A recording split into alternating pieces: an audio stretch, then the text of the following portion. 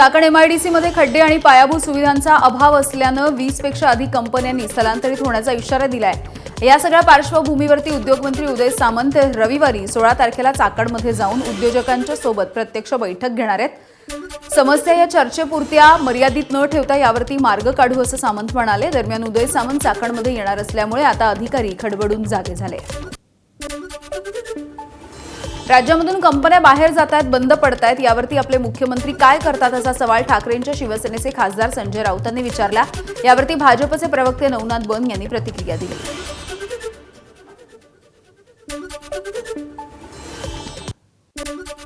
चाकणची MIDC ही शरद पवारांच्या प्रयत्नाने तिथे सुरू झाली। ऑटोमोबाईल हब ज्याला आपण म्हणतो ते अनेक जागतिक स्तरावरच्या मोटार कंपन्या तिथे आल्या, लाखोंच्या प्रमाणात रोजगार मिळाला, व्यवसाय वाढला तिथे। आणि आज तिथे कोणत्याही पायाभूत सुविधांच्या अभावी जर कंपन्या बंद पडत असतील, निघून जात असतील, त्याची जबाबदारी सगळ्यात आधी आहे या राज्याच्या मुख्यमंत्र्यांची। काय करतायत उद्योगमंत्रीनंतर राज्याच्या मुख्यमंत्र्यांची जबाबदारी सगळ्यात आधी आहे। ते मोठ्या मोठ्या गोष्टी करतात ना, इन्व्हेस्टमेंट आली, गुंतवणूक आली, अमुक आली, प्रगतीपथावर आहोत। नाही, उद्योग बंद पडण्याबद्दल संजय राऊतांनी बोलूच नाही, कारण संजय राऊतांचा उद्योग बंद झालाय। संजय राऊतांची दुकानदारी बंद झाली। आदित्य ठाकरे आणि उद्धवजी ठाकरे यांची दुकानदारी बंद झाली। यांचं दुकान मुंबईच्या महापालिकेवर चालत होतं। मुंबईच्या महापालिकेमध्ये भ्रष्टाचार करायचा आणि आपलं कमिशन खोरीवर दुकान चालवायचं हा उद्धवजी ठाकरे, आदित्य ठाकरे आणि संजय राऊत यांचा धंदा होता। त्यामुळं महाराष्ट्राचे उद्योगधंदे बंद झाले नाहीत, तर संजय राऊत तुमचा उद्योगधंदा बंद झालाय, तुमचं दुकान बंद झालंय। चाकणमधल्या परिस्थितीवरून खासदार सुप्रिया सुळे यांनी सरकारवरती आता निशाणा साधलेला आहे। फोनवरून कामं होत नाही, तातडीनं चाकणला जा असा टोला सुप्रिया सुळे यांनी लगावलाय। माझी महाराष्ट्राच्या माननीय मुख्यमंत्र्यांना विनंती राहील की त्यांनी स्वतः तातडीने मीटिंग घेऊन फोनवर कामं होणार नाही, इंडस्ट्री मिनिस्ट्री फोनवर कामं, पॉज इंडस्ट्री आहे, उठा आणि जा ना। एवढे चार्टर आणि हेलिकॉप्टरनी फिरत असतात नाही मंत्री सगळीकडे। इलेक्शनला जेव्हा नाशिकला त्यांची सीट अडचणीत येते तेव्हा चार्टर मिळतं ना, पण हजारो लाखो गरीब मुलांच्या जेव्हा नोकऱ्या जातात तेव्हा यांना चार्टर सुचत नाही। एक तर मोदीजी म्हणतात चार्टरनी जाऊ नका, ह्यांच्यातला एक मंत्री चार्टरशिवाय कुठे जात नाही।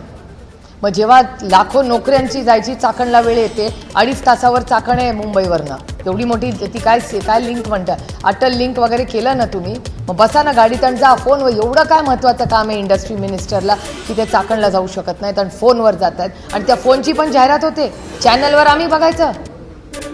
अध्यक्ष राज ठाकरे हे आज पुण्याच्या दौऱ्यावरती आहेत। पुणे दौऱ्यावरती असलेल्या राज ठाकरेंना माध्यमांनी पुण्यातल्या खड्ड्यांच्या संदर्भात सवाल केला असता त्यांनी संतप्त प्रतिक्रिया दिली। ज्यांना मतं दिली त्यांनाच जाऊन विचारा असं खोचक उत्तर राज ठाकरेंनी दिलं आहे। मोठ्या प्रमाणात ज्यांना मतं दिलेत त्यांना विचारायचं। विरोधक तुम्हाला तेच म्हणतोय, ज्यांना सत्ताधारी म्हणतात खड्डेच नाहीत करत आणि मोठ्या प्रमाणात खड्डे। मी तेच सांगतोय, ज्यांना सत्ता दिली ना त्यांना विचारायचं। नाशिकमध्ये रस्त्यांवरच्या खड्ड्यांमुळे झालेल्या अपघातामध्ये आणखी एकाचा बळी गेलाय। यामुळे खड्ड्यांमुळे मृत्यू पावलेल्यांची संख्या आता 7 पर्यंत जाऊन पोहोचली। रिक्षाची वाट बघत रस्त्याच्या कडेला थांबलेल्या दिलीप काळे यांना भरधाव दुचाकीनं धडक दिली। या अपघातामध्ये गंभीर जखमी झालेल्या दिलीप काळे यांच्यावरती 24 दिवस उपचार सुरू होते, मात्र आज त्यांचं निधन झालंय। रस्त्यावरच्या खड्ड्यांमुळे दुचाकीस्वाराचं नियंत्रण सुटलं आणि त्यामुळे हा अपघात झाल्याचं बोललं जात आहे। सतत होणाऱ्या अपघातांमुळे नाशिककरांमध्ये सध्या संतापाची लाट आहे। लातूर तालुक्यामधील तांदूळजा परिसरामध्ये रस्त्यांची दुरावस्था झाली आहे। तांदूळजा ते अंबाजोगाई या मार्गावरती रस्त्याच्या मधोमध एक मोठा खड्डा पडला। रात्रीच्या वेळेला या खड्ड्याचा अंदाज न आल्यामुळे अपघाताची भीती आहे। प्रशासनाला माहिती देऊनही दुर्लक्ष होत असल्याचा आरोप नागरिकांनी केला। अखेर संतापलेल्या नागरिकांनी या खड्ड्यामध्ये आणि रस्त्याच्या कडेला असलेल्या दुसऱ्या खड्ड्यामध्ये झाडांच्या फांद्या लावल्या। रात्री वाहन चालकांना तरी खड्डा दिसावा हा यामागचा उद्देश आहे। या मार्गावरून दररोज मोठ्या प्रमाणावरती वाहतूक सुरू असते, त्यामुळे प्रशासनानं तातडीनं या रस्त्याची पाहणी करावी, हा रस्ता दुरुस्त करावा अशी मागणी आहे। पालघर जिल्ह्यामध्ये विद्यार्थिनींच्या सुरक्षेचा प्रश्न पुन्हा एकदा ऐरणीवर आला. जव्हार तालुक्यामधील देहरे आश्रम शाळेमधील विद्यार्थिनींना शाळा सुटल्याच्या नंतर बस उपलब्ध न झाल्यामुळे रात्रीच्या अंधारात तब्बल 6 किलोमीटर पायी प्रवास करावा लागतो. याचा व्हिडिओ समोर आलाय आणि या घटनेमुळे पालकांमध्ये संतापाचं वातावरण आहे. या प्रकारावरती राष्ट्रवादी काँग्रेस शरदचंद्र पवार पक्षाचे माजी आमदार सुनील भुसारे यांनी प्रशासनावरती कडाडून टीका केली आहे. विद्यार्थिनींच्या सुरक्षेसाठी तातडीनं व्यवस्था करण्याची मागणी देखील त्यांनी केली आहे. आपण STचे जे अधिकारी आहेत MSRTCचे त्यांना चौकशीचे आदेश दिलेले आहेत. प्राथमिकरित्या असं दिसतंय की ती बस जी आहे ती पोहोचण्यास उशीर झाली होती. या अनुषंगाने MSRTCच्या अधिकाऱ्यांना यापुढे बसेस जी आहेत त्यांनी वेळेमध्ये पोहोचण्याच्या अनुषंगाने सूचना दिलेली आहे आणि यासाठी एक मॉनिटरिंग कक्ष स्थापन करण्याचेही निर्देश दिलेले आहेत. देरे हे विद्यमान आमदारांचं मूळ गाव आहे आणि त्यांच्याच गावामध्ये जर अशी परिस्थिती असेल तर बाकीच्या ठिकाणाची परिस्थितीची कल्पना न केलेलीच बरी. त्यामुळं प्रशासनाला माझी विनंती आहे की आपण तरी माणुसकीच्या दृष्टिकोनातून आपल्याच मुलीबाळींच्या सोयीसाठी ज्या बसेस आहेत त्या वेळेवर चालवाव्या अशी प्रशासनाला विनंती करतो. नाहीतर यामागे मग गंभीर भूमिका आम्हाला घ्यावी लागेल. नागपूरच्या डॉ. पंजाबराव देशमुख कृषी विद्यापीठाच्या कर्मचाऱ्यांसाठी असलेल्या शासकीय वसाहतीची अत्यंत दुरवस्था झाली. ब्रिटिशकालीन या वसाहतीमधील अनेक इमारती आता जीर्ण झाल्यात. त्यांची अवस्था दिवसेंदिवस धोकादायक बनतेय. छताला आधार देणारं लाकूड सडलंय. अनेक ठिकाणी भिंतींना तडे गेले. त्यामुळे या इमारती कधीही कोसळण्याची शक्यता आहे आणि रहिवाशांमध्ये भीती आहे. सध्या मी पंजाबराव कृषी विद्यापीठाच्या कर्मचारी वसाहत परिसरामध्ये आहे. जर का तुम्ही या वसाहतीची ही दयनीय अवस्था बघितली तर इथे कर्मचारी कोणत्या अवस्थेमध्ये राहतात याची तुम्हाला कल्पना येईल. सध्या पावसाचे दिवस आहे. आपण बघू शकतो कशा प्रकारे इथल्या कर्मचाऱ्यांनी स्वतःच्या घराला ताडपत्री टाकून कुठंतरी पाण्यापासून बचाव करण्याचा प्रयत्न केलेला आहे. आतमध्ये जर का गेले तर 2 खोल्यांचं घर आहे. अत्यंत जुन्या अशा या वसाहती आहे. साधारण 80 ते 90 वर्ष आधी असल्याचं सांगितलं जात आहे.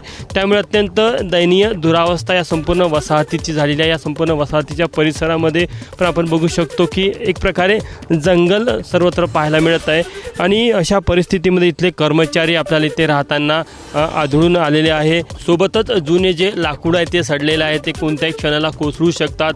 वादळी वारे आले तेव्हा घरामध्ये राहण्याची भीती वाटते. अशा प्रकारे देखील इथे राहणाऱ्या निवाशांनी सांगितलेलं आहे. आणि या संपूर्ण परिसरामध्ये विशेष करून चतुर्थ श्रेणी आणि तृतीय श्रेणीचे कर्मचारी राहतात आणि त्यांचं कुटुंब देखील इथं राहतं. मात्र कोणत्या अवस्थेमध्ये ते राहतात हे आपल्याला इथल्या दृश्यांवरनं दिसून येतं. विद्यापीठ प्रशासनाने याकडे अजूनही लक्ष दिलं नसल्याचं इथल्या निवाशांचं म्हणणं आहे. त्यामुळे निश्चितच जरी पंजाबराव कृषी विद्यापीठाचा व्याप हा खूप मोठा असला, याची एक या विद्यापीठाचं एक नाव असलं तरीही मात्र इथले जे कर्मचाऱ्यांची जी वसाहत आहे त्याची काय दयनीय अवस्था झालेली आहे हे आपल्याला यातनं पाहायला मिळत आहे. कॅमेरामॅन मिथुन आत्मनेसह तुषार कोहळे, ABP माझा, नागपूर. रायगडमधील बसस्थानकांची झालेली दुरावस्था प्रवाशांसाठी डोकेदुखी ठरतेय. दक्षिण रायगडमधील महाड, इंदापूर आणि नागोठणे या बसस्थानकांच्या समोरच्या भागामध्ये मोठमोठे खड्डे आहेत. त्यामुळे ST चालकांसह प्रवाशांना तारेवरची कसरत करावी लागते. पावसामुळे या खड्ड्यांमध्ये पाणी आणि चिखल साचतो. त्यामुळे अनेक वेळेला प्रवाशांच्या अंगावरती चिखल उडत असल्याची घटना घडते.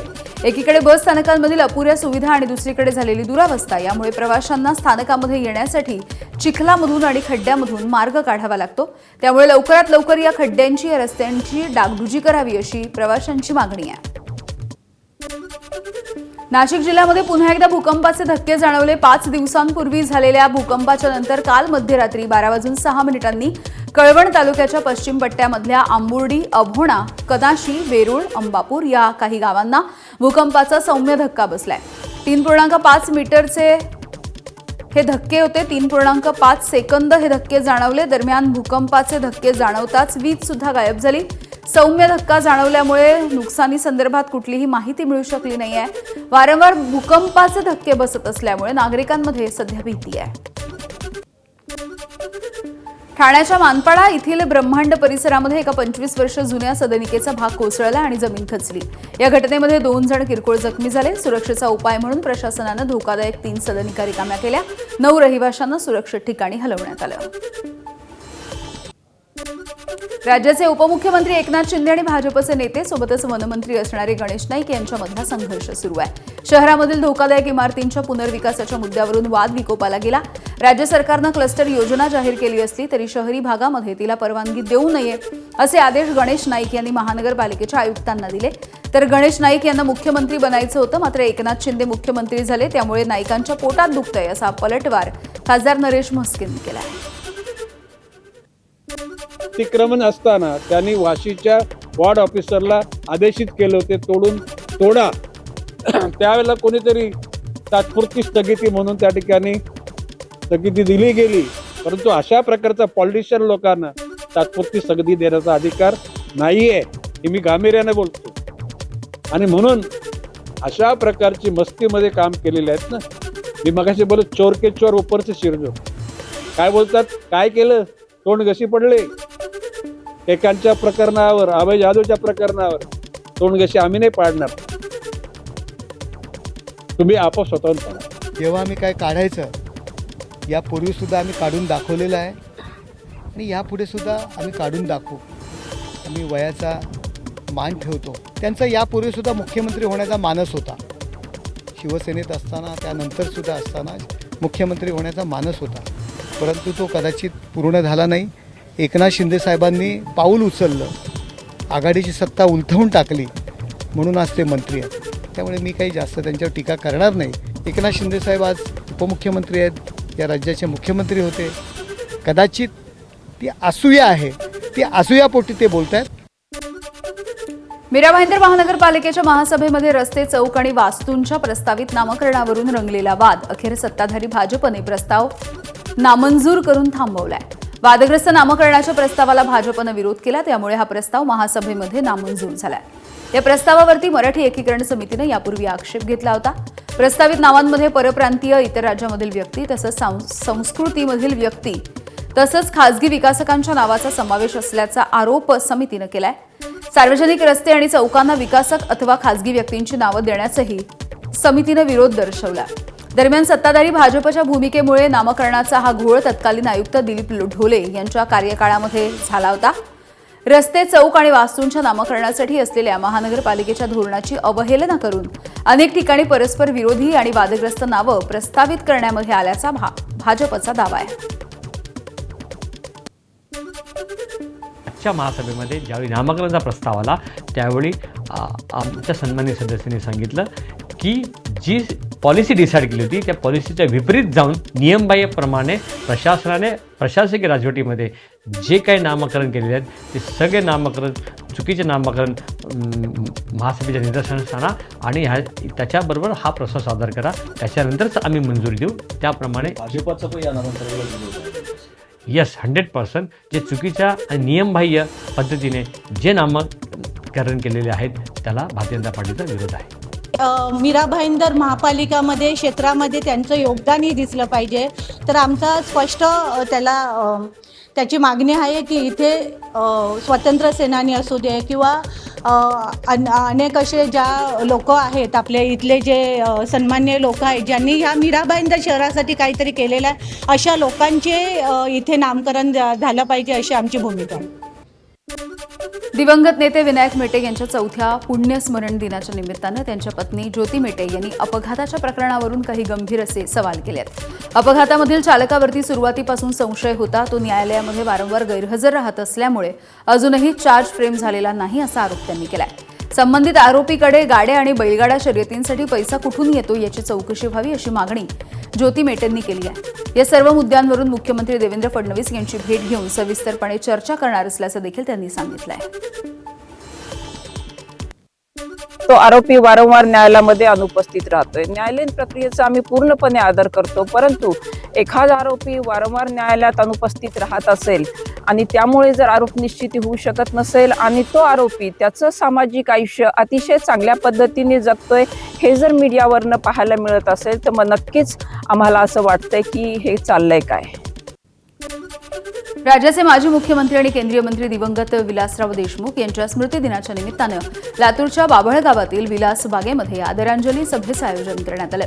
यावेळेला खासदार शिवाजी काळगे, आमदार अमित देशमुख, माजी मंत्री दिलीपराव देशमुख यांच्यासह जिल्ह्यामधील अनेक मान्यवर आणि नागरिक मोठ्या संख्येनं उपस्थित होते. देशमुख परिवाराच्या वतीनं पुष्प अर्पण करून आदरांजली वाहण्यात आली. जमलेल्या जनसमुदायानं देखील विलासराव देशमुख यांना अभिवादन केलंय. राष्ट्रवादीचे आमदार हिरामण खोसकर यांचे पुत्र वामन खोसकर यांनी शिवसेनेच्या त्र्यंबकेश्वर तालुका प्रमुखाला ठार मारण्याची धमकी दिल्याचा आरोप आहे. वामन खोसकर यांचा शिवीगाळ आणि धमकीचा कथित ऑडिओ व्हायरल झालाय.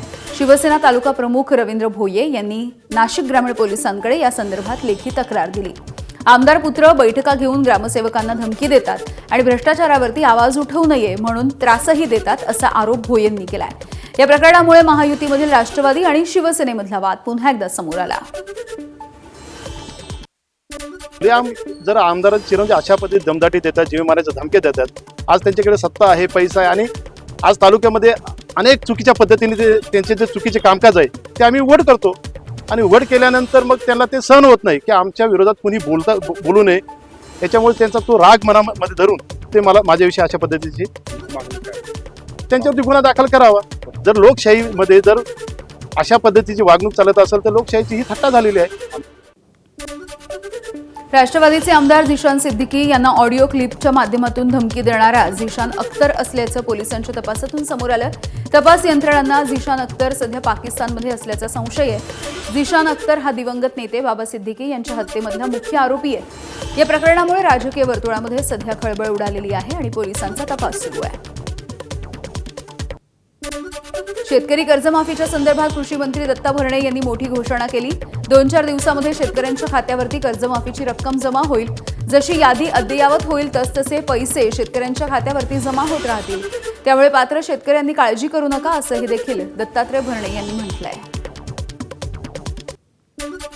साधारणतः काल अखेर 17 लाखातलं 14 लाख शेतकऱ्यांचंही झालं होतं, 14-15 लाखाचं.